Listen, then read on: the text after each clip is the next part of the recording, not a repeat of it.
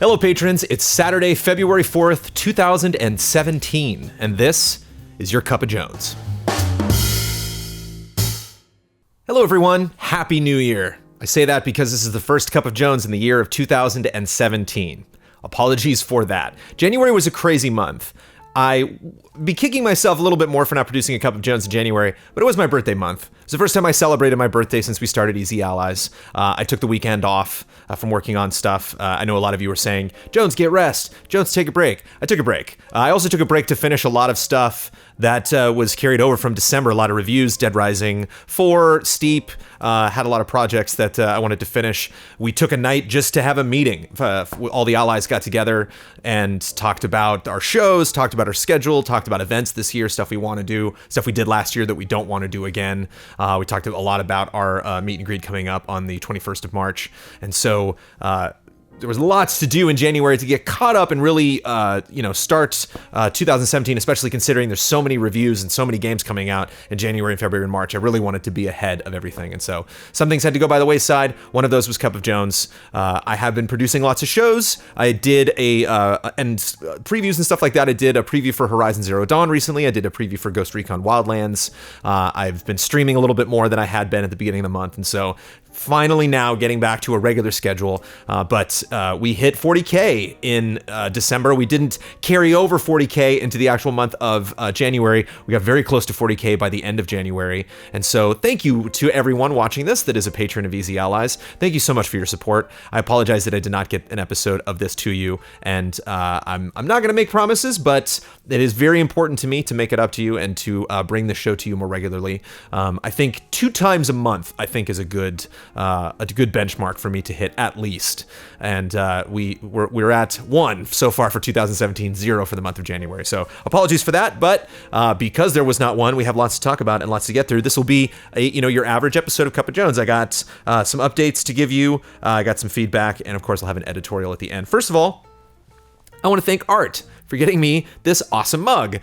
So I got this mug, opened it up on a group stream. We got the Mandalorian, the Boba Fett, Jango Fett logo here. It says paid to play at the bottom, and it says ZF, and I wasn't sure what that was and where this mug was purchased, so I looked it up, and that is Zero Foxtrot is the company that makes that merchandise, who was not familiar with, so thank you, Art. Went to their website and found out that this mug is the Merc mug, is currently sold out. So I feel very special sipping water from my Merc mug.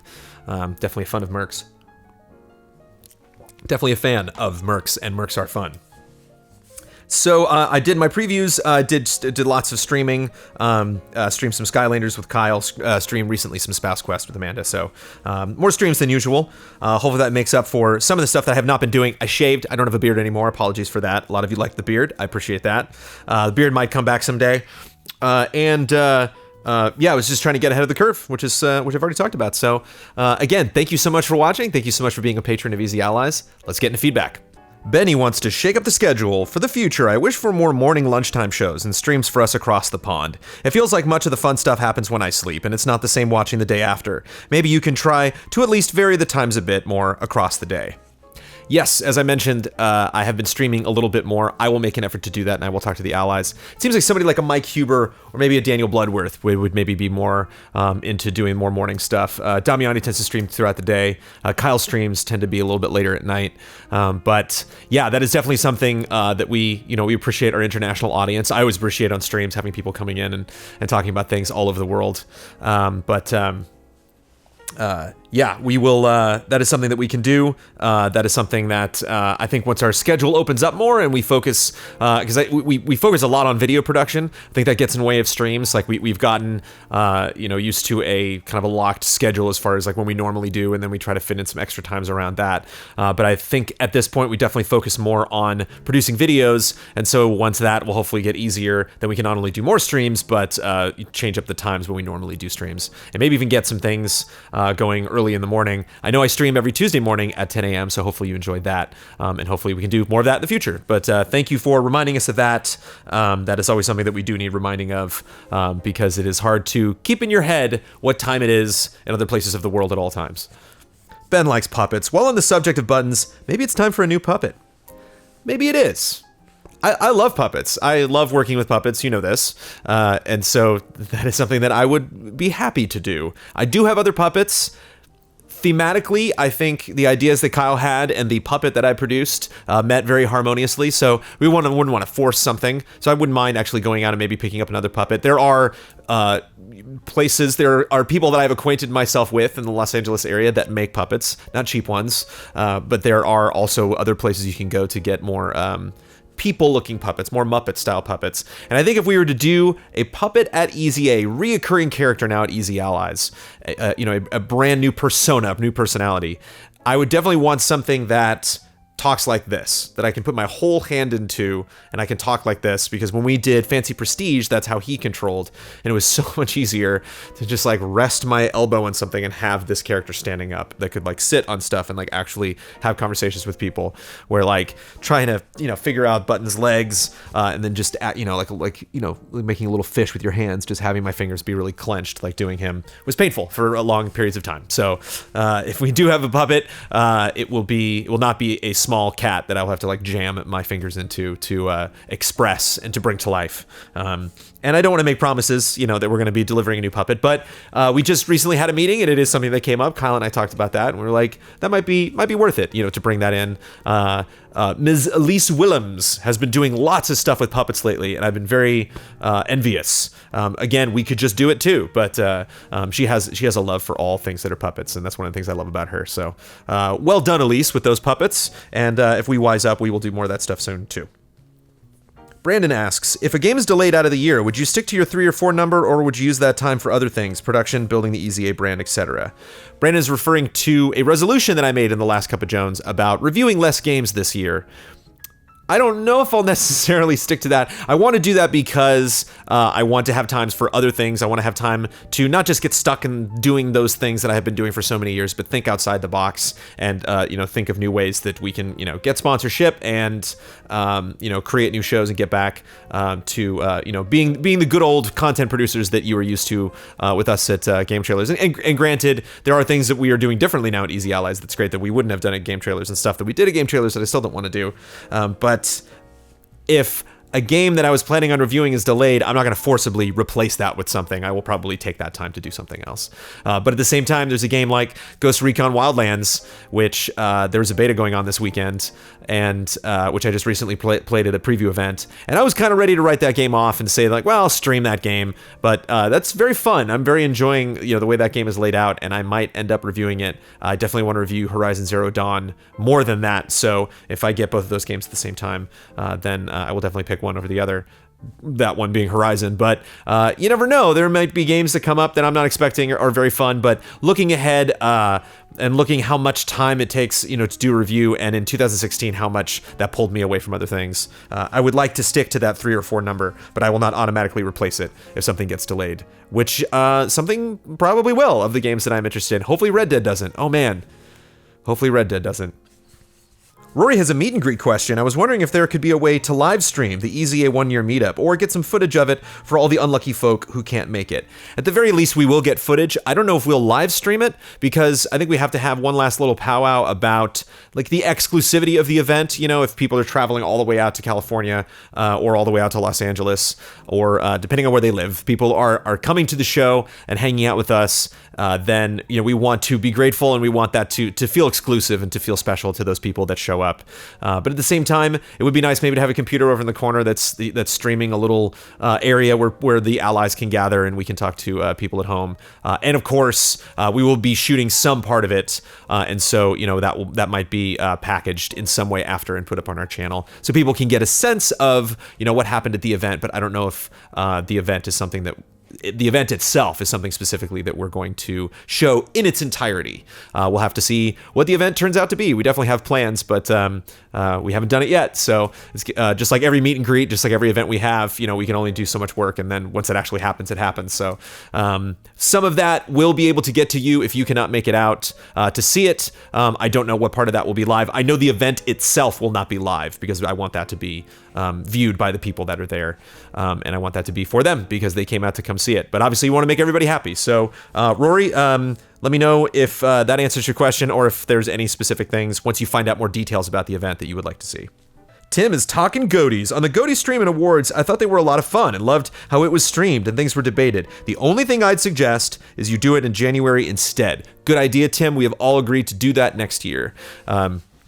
There were some things this year for GOTYs that were extremely different from the way that we'd done it before, and there were some things that fell in line with how we formerly used to do it at Game Trailers.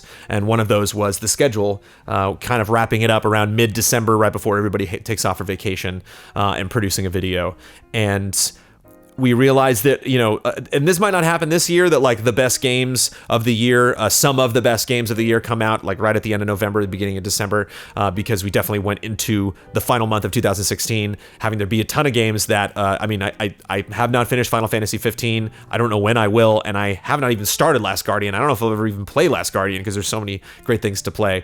And so if any of us really wanted to make a concerted effort to fight for one game over another, we had time to do that over the holidays. So we came back from the holidays, not with the different opinion of what should have been game of the year, but definitely a better understanding of a lot of the games that we had debated, during that process. And so thinking ahead to next year, we're like, hey, let's just play those games that we missed over the holidays, and then we'll come back renewed, refreshed, invigorated, and ready to debate the best games of the year. So look for the 2017 Game of the Year awards from Easy Allies in 2018.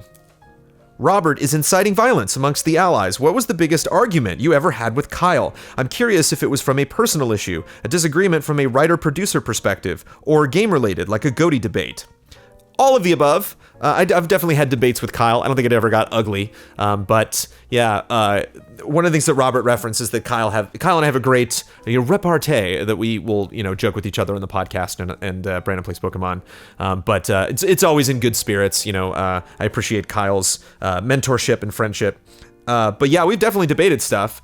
The whole Princess Bride Shrek thing, I think, went on for way too long on the podcast, and I came just shy of like pulling him aside and being like, Kyle, enough, kill this, please. Like, let's stop, because I like doing jokes, about our community. I like doing jokes with the community every now and then. I think the community can be the butt of a joke. But then, man, that joke went on for so long. The whole, Captain Toad Treasure Tracker not being a puzzle game, I think is completely absurd. And that definitely got into like, oh yeah, do these games have puzzles in them, huh? Would you play that? Like how Kyle loves to debate stuff. I definitely, felt him getting genuinely frustrated, and just kind of like wanting to, run around and knock everybody on the head and be like, what's wrong with you? I feel like I'm taking crazy pills. I can't think of anything else specific that Kyle and I might have gotten upset about. Those are the two that just jumped to mind. But again, that's more along the lines of frustration or annoyance, and not really like anger. Like, I wouldn't necessarily call them arguments. They were just like heated debates that I could tell was approaching sensitive ground. That if I pushed this anymore, then we actually might get into an actual argument. But I love Kyle. We've never gotten there. Maybe we will. Easy Allies is not even a year old, so stay tuned. Dale likes Kingdom Hearts. With the upcoming Kingdom Hearts 2.8 release and the 1.5 2.5 re-release, will Damiani or another of the allies do a quick video looking back on the series as a whole? Not a retrospective or timeline, but looking at the legacy of the series. That stuff is unlikely, Dale. At this point, we do previews and we do, special videos every now and then. That would probably be them on the couch talking, and that would probably be the reaction to them playing the game. And I think Brad has already finished that game. I'm not sure if I know he reviewed it, but I don't know if he's actually like is done with that game, and I don't know if Damiani's had the time to play that. Obviously, it's a question more for Brad or Damiani, the Kingdom Hearts lovers amongst the allies. But what you're talking about sounds like a very specific case where one of us played a game and either the game hadn't come out yet, and so we wanted to sit down and talk about it, or it wasn't something that came up on another podcast or came up on a stream, and we just have to get stuff off our chest. Sometimes we've been tempted to do that with movies as well, or with TV shows. This also sounds like a frame trap conversation, potentially. Maybe you could, throw a question at Ben, and he could save that for a frame trap where he has Damiani. Because obviously these games are, it's going to be a while before Kingdom Hearts 3 comes out. And if you want to, have, like you said, not a retrospective for a timeline, but just a general gathering of opinions about the history of the franchise and where it's at now, I will pass that along to Damiani and Brad and the rest of the allies and see if they want to do it. But if you want to talk about likeliness, this kind of a conversation would probably happen on a frame trap. Usman wants to know, how often do you finish a game from beginning to end? How do you prioritize which games you aim to complete, excluding games you're reviewing? It's either a game that I really, really love, and there's usually about 3 or 4 of those, which is why I brought that up with review. Dragon Quest Builders is the last thing that comes to mind, where I couldn't stop playing that game, and so I'm going to play that game absolutely to completion. And then every now and then there are games that I feel like I have a genuinely passionate perspective on, and I want to complete the game so that when we get ready for Game of the Year awards, that I'm prepared. 2 years ago, that game was Witcher 3. That was like, I absolutely have to finish Witcher 3. I think this game is amazing. I want to know what this game was like from beginning to end and be able to talk from that perspective. Last year was Uncharted 4. It was a game that I definitely wanted to finish before GOTY, ended up being my GOTY. And this year, Resident Evil 7 is a game that I'm currently finishing right now, playing to completion. I will possibly play a second time if there's any kind of New Game Plus or any materials that you carry over into another playthrough that will then improve the gameplay experience. I want to know that as well. And obviously all the DLC and stuff like that I'll finish. So yeah, it's either a game that I'm obsessed with, which there's probably less games than I can count on one hand every year, and a game that I feel I'm somewhat of an authority on, or I feel is worth it, that I want to get in that group and I want to get in the corner with that game, and I want to shout that I think that game is, if not GOTY, but one of the best games of the year for any given category. Ultimate Drago is a Batman question. Now that the Batman Telltale series, Season 1, has concluded, what did you think of it? Also, I noticed you in the Batman Unmasked Episode 1 with Laura Bailey. How was that? I only played the first 2 episodes of Batman. I really enjoyed them. It's rare, and I know a lot of the things I say might seem hypocritical of what I think of Batman. The fact that something like a Telltale Batman I really enjoy playing, and something like a Gotham I don't enjoy. But it's a really fine line for me what you can do in the Batman universe that will interest me. For me, like, Gotham is treading on a history that I think actually deserves to have a magnifying glass kind of pointed at, and I would like to see more of kind of what happened in that era. The story that they're telling, I was like, I'm not interested in that story. The story in the Telltale Batman, I think, is very interesting, and I think, unlike something like a Gotham that is a prequel, so you're always kind of asking, like, what is this going to lead to? Is this leading up to the Batman that we know, or is this some other, like, weird new Batman? This is clearly a weird new Batman. This is a very different telling of the Batman story and what this means to Bruce and Bruce's family and a lot of the other main central characters. And so in that regard, one of my favorite things about it is how unusual it can be, and how you can really, go against the grain as far as like what your typical Batman story, what you'd expect from where your typical Batman story is going to go. And so I thought that was absolutely fascinating. That was one of the games that broke my heart. We were just talking about games that I would want to play to have reference for Game of the Year, and that I would want to play because I'm obsessed with. And that game has both, and I never got around to actually finishing it because I don't play a ton of games on PC. I'm mostly a console gamer throughout the year, and I know that came out for console, but they gave me the Steam code, and so I have it. That is in our library. I have the full season unlocked on Steam. But no excuses, Jones. I'm a Batman fan. I should have finished the Telltale Batman game. So if I can get time this year, I will get back and give you an official opinion on the entire series. But I did enjoy 1 and 2. I really liked the voice acting. Being on Batman Unmasked was really fun. Greg Miller is a hell of a host. That guy you can just throw anything at that guy and he'll make it happen. But it was really fun to get up, meet Laura Bailey. Laura Bailey's amazing because I'd only met Laura Bailey on one other occasion, and she remembered me. That is a professional actor, performer, awesome celebrity friend. Kiana's looking back. You were the first of the allies to join GT, and who were the last? I was the first of the allies to join GT because I founded GT. So when it became a thing, I was in attendance of the game trailers thing. The very last would be Mr. Brad Ellis, who is a longtime friend of Mr. Michael Huber, but did not come in and work for us until we moved over to Defy. So Brad Ellis never got to know the Viacom days of game trailers, but he was one of the last. I'm trying to think. Ian might have been the one of the last before him. Obviously, Huber, I believe, came on after Ian, but might not have. So they might have been one of the late bloomers, Damiani and Bloodworth, and Mr. Bossman being the earlier ones, specifically Bloodworth and Damiani. So yeah, there's that list. Vil is checking in. Did you ever receive a postcard I sent at the end of November? I know it's not actually a present, but I was still kind of hoping it'd get 10 seconds on some group stream. It's from Finland with my name on it. Also Sentinel Beach. You mean this postcard? This postcard right here? This one right there? Yeah, it's over on the shelf. I look at this postcard every day because I go over to the PC and there it is. It's absolutely beautiful. Finland for the holidays. Thank you so much for sending this. Apologies that we didn't open on a group stream. I need to get better at that because sometimes we'll get letters. Like sometimes I'll go to the PO box and I'll open it up and I'll have like one letter from one ally. And then I'll give that to, a lot of times those are addressed very specifically to someone. Case in point, we got one from Ian, for Ian the other day. And I gave that to Ian and Ian read it and it was a very personal letter. So he's like, I'm not sure if I should read this on stream. And so sometimes we'll get really cool letters and I'll get them and be like, oh, thanks. And then I won't bring them back out because we didn't get a package that day. And so we won't open packages. And so that will just like, you know, after I show it to all the allies, we'll sit on my desk and I will totally forget to show that on a stream. And so I need to do that more often, specifically if we get a beautiful postcard like this. So thank you so much, Phil, for sending that to us. And apologies for not giving you recognition for sending us a beautiful postcard. We don't get many postcards. Postcards rule. Tim is traveling. Do you have any vacation plans for 2017? I'm going to New Zealand. Have you ever been there? Or generally, any tips for a good vacation? I am horrible at planning vacations. My vacations that I've been on have always been planned by my friends, my family, or my lovely spouse. And my head just isn't there of thinking like, ooh, where could we go? And I really specifically want to know what hotel we're going to and exactly what events we're doing, you know, every day. I have not been to New Zealand. I recommend watching the Lord of the Rings trilogy before you go. I wonder if there's anything specifically. I know I went to Kauai and they mentioned that there was a mountain there that they used for the beginning of Raiders of the Lost Ark. And so I was like, I got to find that mountain. So I wonder if there's any specific spots that you can get to, or if I imagine they have like a Lord of the Rings tour you can probably go on. Any tips for a good vacation though? I don't know. I can't really think of anything. I can think of like tips for specific places that I've been, but just in general, get a checklist before you pack because there's always some stupid thing that you forget that'll be there on the checklist.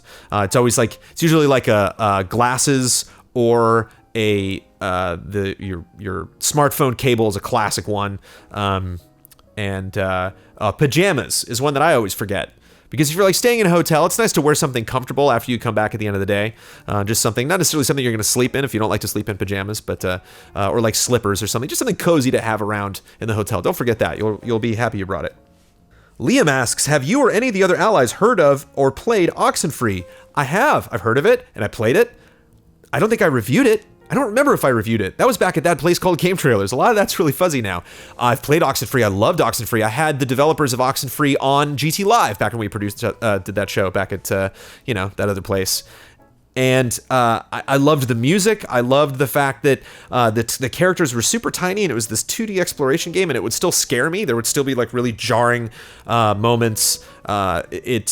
It's a very disturbing game, actually. It kind of reminds me of Inside in that it just creates this mood that will really will bring you down if that's a thing that you want to have happen. But it's a fascinating mystery, really good character study, really fun exploration in time travel and interdimensional weirdness. Very affecting game. And unfortunately, one of the things that didn't come up in Game of the Year discussions, I believe Liam said that was his Game of the Year. So I'm glad that you enjoyed it. And there definitely go back and watch that GT Live if you haven't already. And if I reviewed Oxenfree, boy, I don't remember specifically if I did or not. How terrible is that? But I do remember that GT Live because I got to meet the wonderful team that put that game together. So you can at least go back and watch that and a review if I did one. Tim is doing research. I wonder whether you could elaborate on the process of how you make the community comments video. What is the most time-consuming part? Who helps putting the video together? How do you get the footage? And so on. So as Easy Allies has progressed, I've been handing off the responsibility of producing the community comments video to other people. When Easy Allies first started, I did the entire thing. So that would mean I would gather the comments from the community comments post that we would put up on Patreon for the people that qualified, and then try to determine what the popular themes were. If Final Fantasy 15 is a popular theme throughout all of the community comments videos. I think it's been in every single video we've produced so far. There's at least one person talking about Final Fantasy 15. Whether, I can't wait for this game to come out. Oh my God, it comes out in a week. Oh my God, it came out and I'm playing it. And oh my God, 2016 is over. Wasn't that an amazing game? So You have to organize all of those, so if there's one general theme, all of those comments are in one particular spot. Generally, we like to end it with a funny thing and open it with just kind of a general statement. And once those things are organized, then you go find the footage. A lot of times people will be talking about games that we have, so thankfully I have all that stuff backed up. Other times they'll be talking about an older game, in which case, you want to grab a copy and get something super generic to capture, like a game intro or something, or find a trailer for it, which there are lots of places you can find online. There's lots of services that we've been using since Game Trailers to go out and officially get those trailers that are released. And one thing that's nice is we're doing countdowns and stuff. I would really freak out about using the best footage possible and making stuff look really pristine and HD and beautiful. Whereas community comments is all over the place, and a lot of times I can, over the course of an entire comment, let a shot, hold on a shot longer than I typically would. So sometimes it's kind of fun going back and looking at footage that we'd previously used for reviews and seeing a longer version of a shot that you might have seen from the review. So that's where we get footage from. And now what I'm going to try to do is get Mr. Brad Ellis and Mr. Michael Huber more involved, so they can actually help go out and get those trailers for stuff that we're just kind of mentioning in general, or things that haven't come out yet. So we obviously, if somebody mentions Red Dead, I have that Red Dead trailer, that's about it.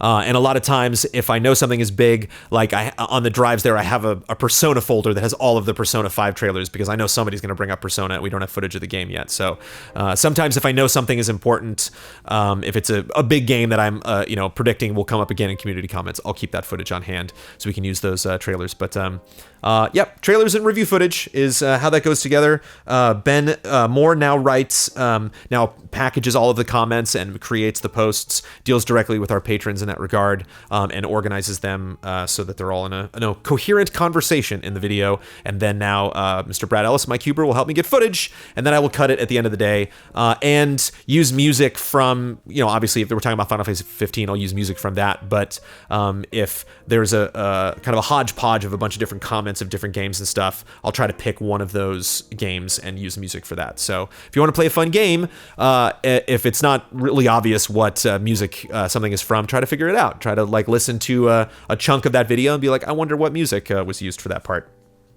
The Banana Forklift Killer has a good idea. Is there any way of tracking the patrons who consistently give higher tier donations each month and possibly having some kind of incentive to donate consistently?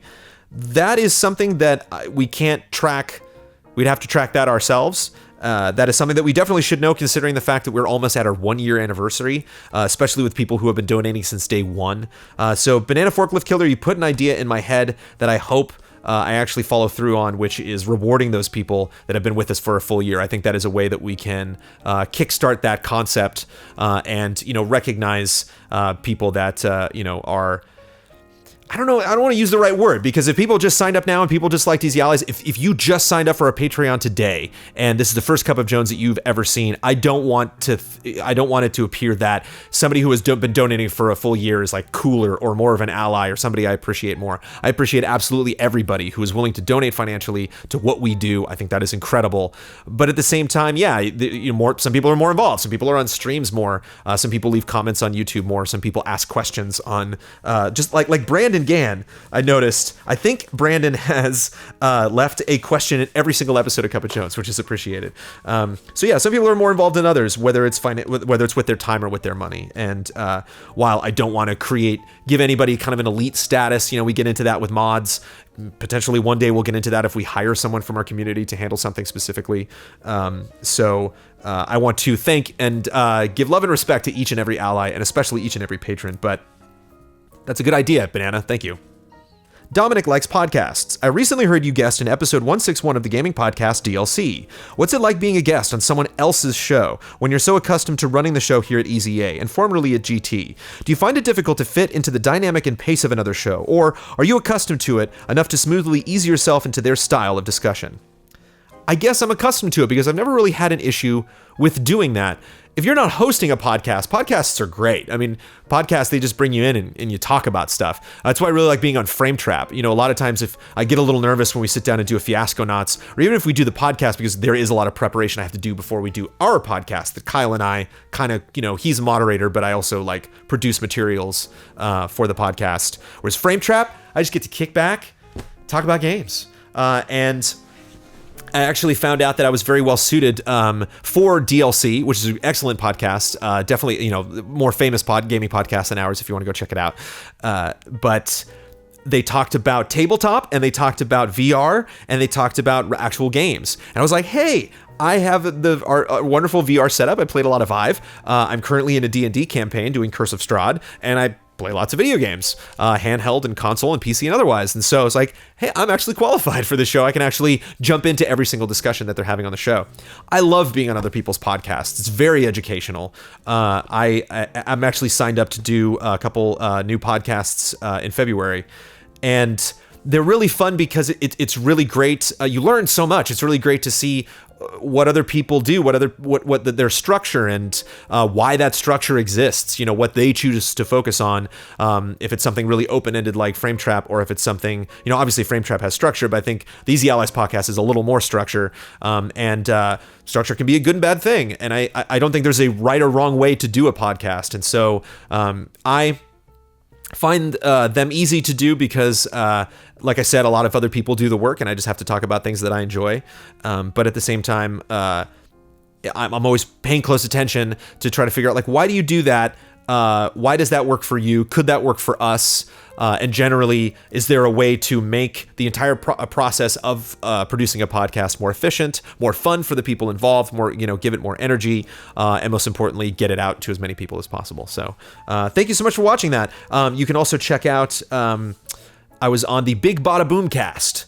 I'm not exactly sure. I'm going to throw two people that are on Twitter at you. Look up Big Bada Boom Games on Twitter, and look up Miss Movies on Twitter, who's a big Kind of Funny fan. I'm actually going to be on a new podcast that she is producing later in February. So I will alert you to those when those come up on a Cup of Jones episode. And obviously, you can follow me on Trailer Jones, and I'll let you know that I'm doing that when it happens. But yeah, podcasts are fun. Defeat would love my opinion on Final Fantasy 15. What did they do very right, and what did they do very wrong? Final Fantasy 15 is great. It is a absolutely gorgeous game. The scale is incredible. The monsters, some of the stuff that I'd seen in the footage of these gigantic things, summons or otherwise, these things that you fight in the game. Very impressive game technically. I'm not sure if Final Fantasy 15's for me. I just don't really care about the story. I like the way that I pick my words carefully here. I enjoy the way that those characters are represented. I think they're very charming. I like the day-by-day setup of the story. It really immerses you in that world, and I think that is fascinating for a role-playing game. I'm just a big fan of the Final Fantasy franchise. I have come to expect and admire and enjoy specific elements of that series, and a lot of those elements are not present in that game.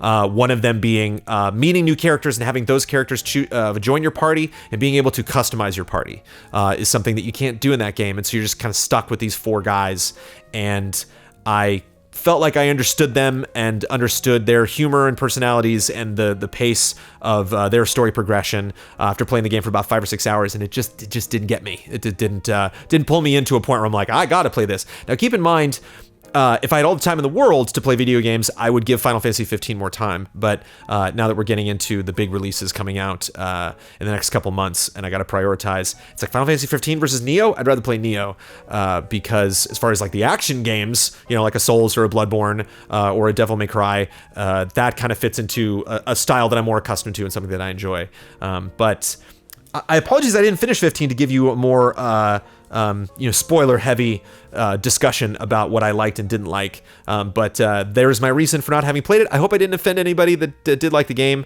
And I like Final Fantasy 14 a lot. I wish I had more time to play that. If I could pick between Final Fantasy 14 and 15, I would play 15. Not that 15 should have been an MMO, but there's an answer to a question. I don't know if it's the answer you wanted, but there it is. Jeremy has a general question. What are some ways that you would like to make year 2 of EZA even more successful than the enormous first year you guys had? Jeremy, thank you for calling our first year enormous. I'm going to underline that. We had an enormous year. I appreciate that. Felt pretty casual for all of us. Obviously, we had our meet and greets, and it was incredible going out and seeing fans, and obviously, getting the exposure that we did, getting the access that we did was really exciting, kind of reuniting with people that we knew in the industry and having them treat us just like they did back at Game Trailers, most of them. And so that was great, but enormous. Like, oh my. Hopefully year 2 is enormous as well. I've answered this before in the past. One quick way that I'll answer it here on this episode of Cup of Jones is that we will be doing more events. We will be having more meet and greets. We will be taking up the time when big things aren't happening and making big things happen within Easy Allies. We will have more creative ideas for group streams, and we'll be involved in more charities and doing more, I wouldn't say telethons because that sounds kind of desperate, but doing those things where we kind of reinvigorate our community to get out there and get the word out and introduce ourselves to more people and maybe get more people funding us, whether it is through Twitch or just watching our videos on YouTube or, of course, patronizing us on Patreon. Jose just finished the latest King's Quest and wants to know if I ever plan to review it now that it ended. Daniel Bloodworth expressed some interest to review King's Quest. I would rather review the Batman Telltale game if I'm going to play something episodically. I never even finished Hitman. I never even finished the last chapter of that. I played the first episode of King's Quest with Amanda. We loved it. She got into part 2 with her dad. Amanda and her father are big fans of King's Quest going back to the original one, and so they were really excited to play that. But it takes time, and he lives in Florida, so whenever they're together, they try to catch up on that. I don't know, given that all the things that are happening now in 2017, if Bloodworth will have time to go back and review that, but he did seem interested in doing it. And it is kind of tricky because we think it's better to review one of those episodic games now that it's in its full state. But then it always happens that when a Hitman is finished or a Batman Telltale or a King's Quest, and it's like, oh, now that's finished. And we're like, that finished now. Well, now that's like a really long game to get through, and now I'm working on other things. And so we'll try better to, maybe piecemeal capture of those things while it's actually happening. So we're ready to review those when it's a big package. But apologies maybe for not getting to that. Streaming games like that is tough because those can be kind of spoilery, but if we can get more coverage of that game to our allies, then we will. Night Owl asked about the Star Wars logo Easy Ally shirt that I had. Did you make it yourself or was it sent to the allies? It was sent to the allies by the lovely Kaylee Murdoch, who likes to send us stuff that is maybe copyright friendly. We don't know. We don't care. But I get a huge kick out of that. That puts a smile on my face every single time I open up my drawer and I see the Easy Allies. I always want to wear that. I don't want to overdo it, when I have a new shirt. But I'm always like, oh, I should wear that. Well, wait a couple more weeks and I'll throw that shirt on. Thomas wants the details. I'm trying to schedule some time off for the big event in LA. Any early details you can provide that would give me an idea of how much time to plan for work, and when I need to get my plane tickets would be appreciated. Our event will be on the evening of March 21st. That is a Tuesday, I believe.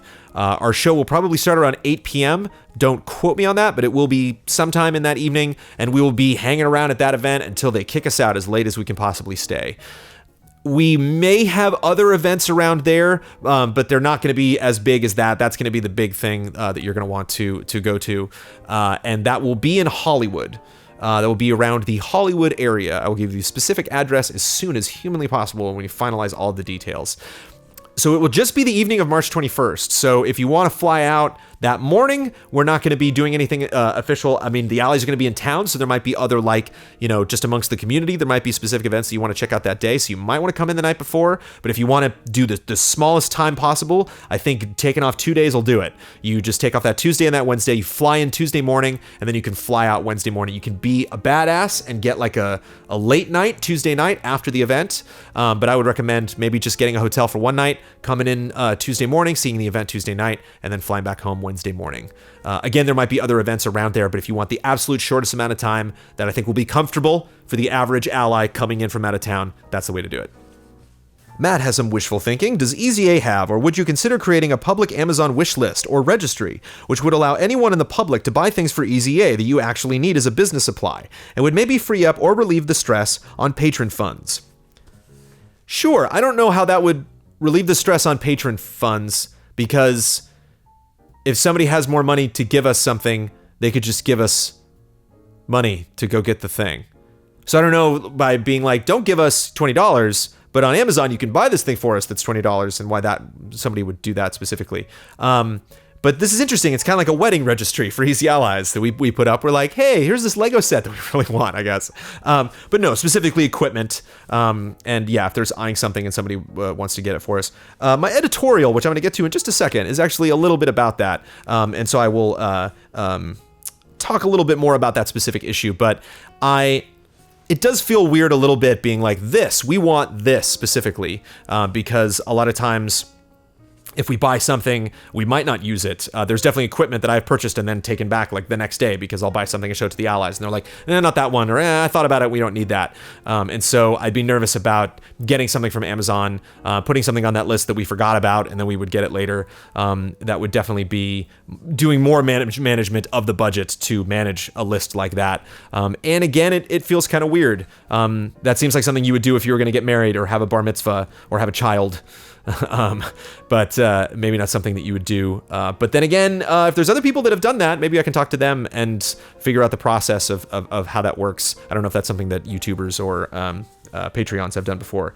Interesting idea, Matt. I don't think we will do it right away, but again, interesting idea. Tongue Surgery wants more. Will we see a return or a successor to full playthrough Friday streams? Yeah, I don't know specifically. Like, I don't think we would hamstring ourselves to pick a day and be like, that's full playthrough day. So anytime somebody's streaming that day, someone's got to do a full playthrough. We have done full playthroughs. Huber, the full playthrough maniac, just recently did one of Resident Evil 7. Loves to do those Resident Evil full playthroughs. I have full playthroughs that I've definitely wanted to do. Plants vs. Zombies is one of them. I love that game so much, and I've never streamed it, either at Game Trailers or here at Easy Allies. And I've always just wanted to like sit down, start a Plants vs. Zombies playthrough, to put about 2 or 3 hours, which is what I think, it takes into it, play through all of that. Amazing game amazing PC game. So no, I don't think that'll happen because we do full playthroughs. Those do happen. Apologies if not as many happen as we used to do. Maybe that's something that we can get back to if there definitely is a uproar from our community of not finishing a lot of the games that we play. I've definitely seen that comment come up in chat where people are like, full playthrough? I'm like, no, we're just starting this game. Bayonetta 2 was one that Blood was playing that. They're like, is this the beginning of a full playthrough? The other thing too is that I've really enjoyed taking a game like Red Dead Redemption or Assassin's Creed Brotherhood or other games that I'm going to be doing full playthroughs in the future and, separating those into a long, multi-part series of streams. And that's really fun. I've enjoyed that. I've enjoyed it, like sitting down and not stressing out and being like totally fatigued by the end of it. But at the same time, those full playthroughs in one sitting were fun. And so we will maybe strive to do more of those in the future, but they won't all be on a specific day. And there's certainly not going to be a day of the week that we're going to pick that every time we have one, we're like, all right, who's doing a full playthrough this time? And like, oh, I guess I will. That just sounds very tiring. And we're already pretty tired. Dale needs those sponsors. There have been joke references from allies about corporate sponsorships, and I was wondering if there's been some progress on this front. Yes, we have definitely talked with people about sponsorship. We have talked with companies that are interested in helping us with a lot of that. It's just a question of us trying to retain as much freedom as we can, because the freedom is really one of the best parts of this. And obviously, economically, we have goals. But one sponsor that we have that if you did not know, we are sponsored by GOG, which is the service that gives you those good old games. And we have a page on there. We set that up near the end of the month, right before the Christmas rush. And so if you go to GOG.com and you check out their library, you check out GOG.com/EasyAllies, I believe is still up, and you can buy games that we like, or you can get recommendations from us. And if you purchase a game in the name of Easy Allies, or if you create a new subscription, then we get a little bit of change from that purchase. And so we've had some progress there, talking with people about setting up little things like that. Every now and then you'll hear discount codes and stuff like that from our available sponsors, from Mr. Michael Damiani. All of this is different from our jobs. All of this is different from stuff that we never had to do at Game Trailers, whether we were at Viacom or Defiant. So it's stuff that we are doing now. And so it is stuff that content creators are doing on the side, and we're just much better at producing the content. And so that will always be our number one priority. So apologies if the sponsorships have been slow. Believe me, we want more money. Another thing too is we're just really getting close to major benchmarks. Obviously our first year of operation, we're really, really close to 100,000 views, 100,000 subscribers on YouTube. And so there are some nice little stat levels that once we hit, our case will be a lot stronger when we go out and speak to a lot of these sponsors. And so we've been delaying that a little bit, but there has been progress. There you go. Dafid wants more productivity. If a part-time member of EZA were to become full-time due to an increased cash flow, who would it be? I think before that happens, we would probably bring in another editor. The two employees that I would like the most are like a business manager, somebody who could just handle payroll and, searching for an office and, other just straight up businessy things. The trouble is I wouldn't want to just throw somebody like that, chump change and be like, here's a, couple grand a month and do this really complex job that somebody really smart and very experienced should come in and do. I know people that would be excellent at that job. We cannot afford them. But if, instead of an ally becoming full-time, I would rather hire a new person. And the job that I think would make the most sense is another editor. Bringing somebody in who can handle community comments, who can handle the very formulaic shows that we do, so I can focus on streams and reviews and stuff. And then maybe even bring in a review editor. But having somebody, pick up the things that once a month I'm always like, oh, wait, I got to do that thing. That's, I have to do that now instead of doing that thing. So I got to push that down and produce it later. But yeah, I think I don't think we're in the position now where like one ally would become specifically full-time because a lot of us are just kind of stacked with doing as much as we can every week and every month. And so I could promote somebody and be like, I'll pay you more. And they're like, I still wouldn't have time to do more than I'm doing right now. So I think at this point, we're eager to bring in more employees if we get the increased cash flow that you speak of. And wouldn't that be nice?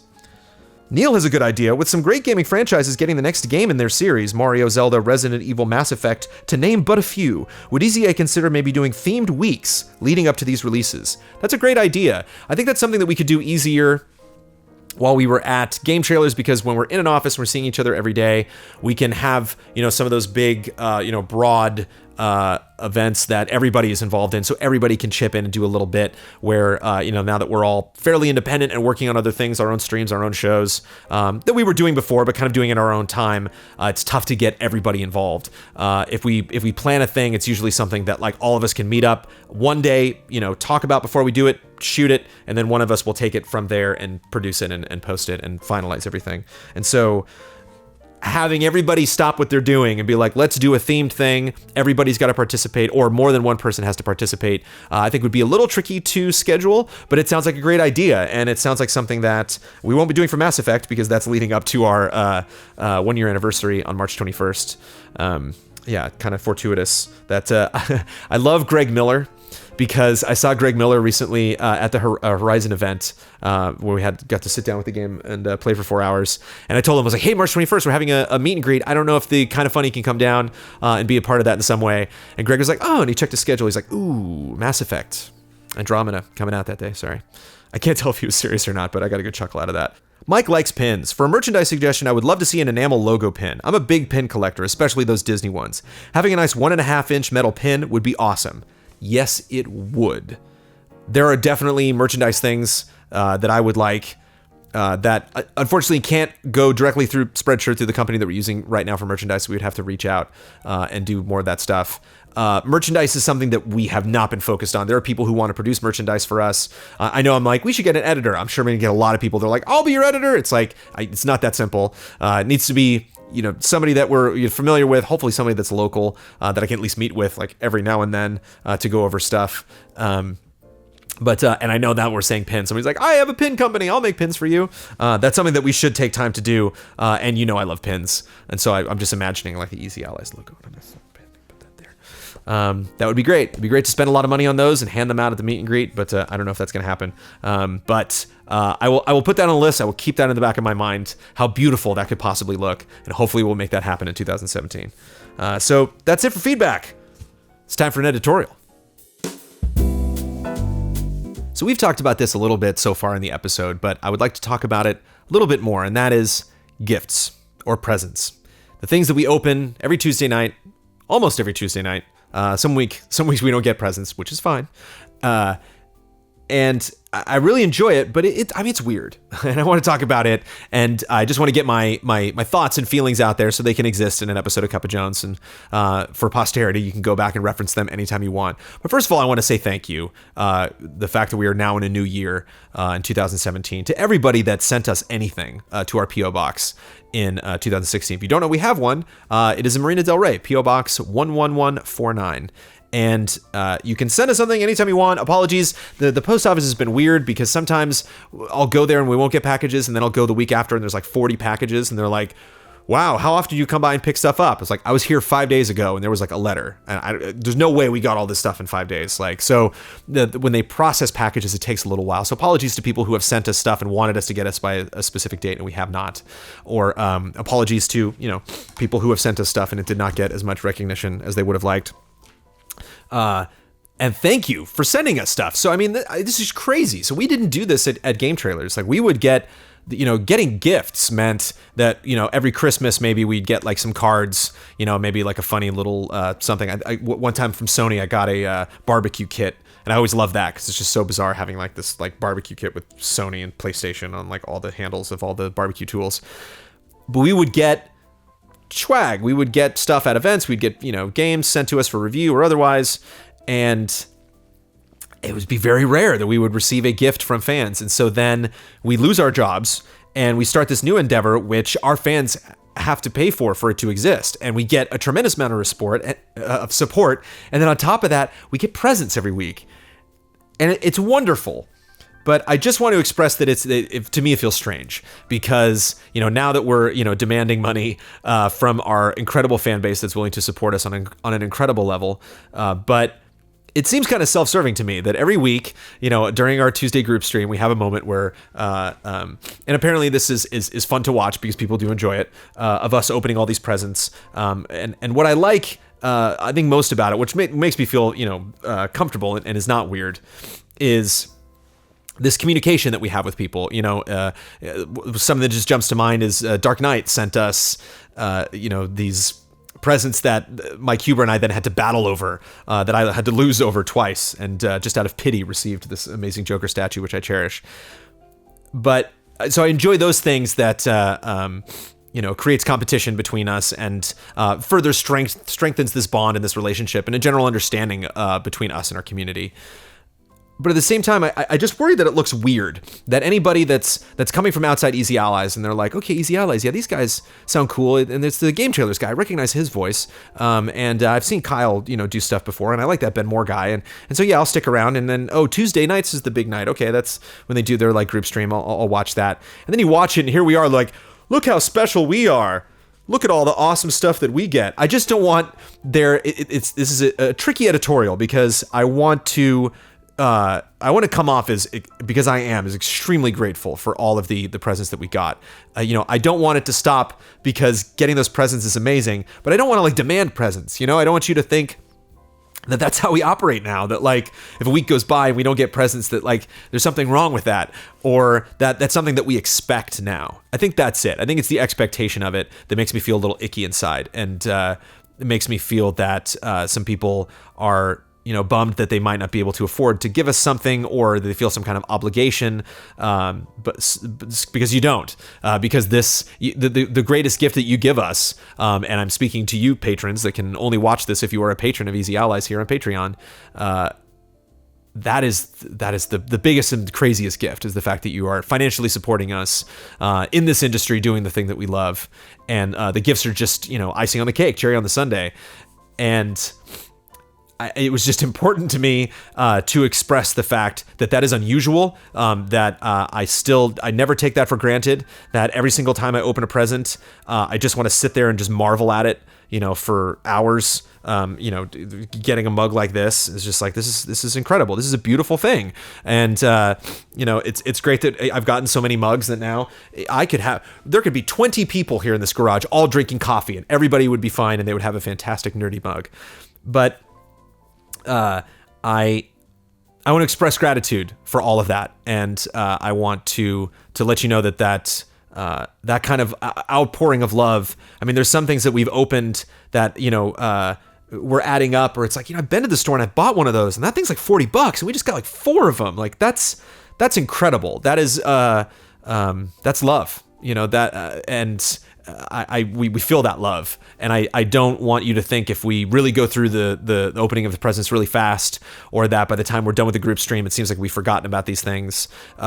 Each one of these is absolutely incredible, and I wish you everyone that sent us presents could be there after the stream, because we try to be as professional as we can. We try to wrap things up, succinctly. And the second that stream ends, all of us are like, did you see this? Did you see this crazy thing that I got?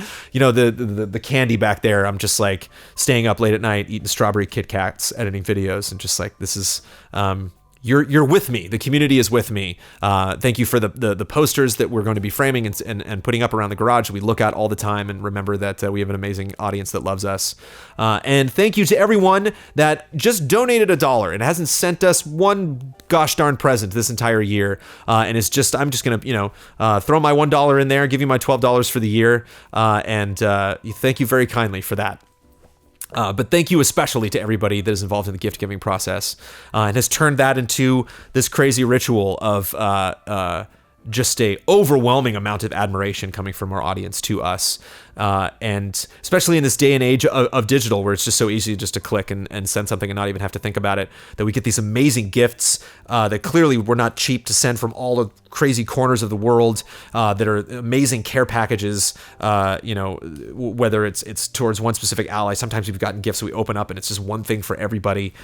Just incredible amount of thought and happy vibes that go into those things. They make us very happy, and I never want anyone watching to think that we're not happy, that it isn't a tremendous honor to receive those things, and to open it up and to share them with our community. So it's strange, and I just wanted to comment that it's strange to get all of those gifts every week and to open them on stream, and to be in the position that we are. So thank you very much for all of that. Thank you very much for the gifts, whether you give the gifts of support here on Patreon, or whether you actually send us stuff that we can eat or wear or play with. And there it is. That is our Cup of Jones. Cup of Jones for 2017. I will get you one as soon as humanly possible. Maybe even a little fun one, so I'm not answering questions, but I can just do a smaller thing. One thing that people have requested too that I'm eager to do as soon as possible is get another ally in here and do a Cup of Jones where we just kind of talk about our relationship and what I think specifically of that ally. Maybe, I don't know if I have to get him in here. Maybe I can just pick one ally and just talk about him behind their back. But there will be more episodes of Cup of Jones. You are a wonderful support engine for all that we do, and I thank you so much for your patience and understanding and love and respect. Cheers.